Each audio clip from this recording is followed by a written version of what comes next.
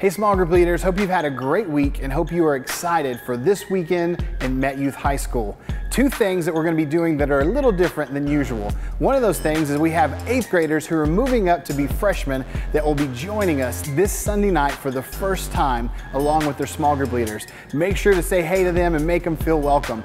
Another thing that we're going to be doing is we're going to be celebrating our high school team that is going to Uganda with a special prayer time during service.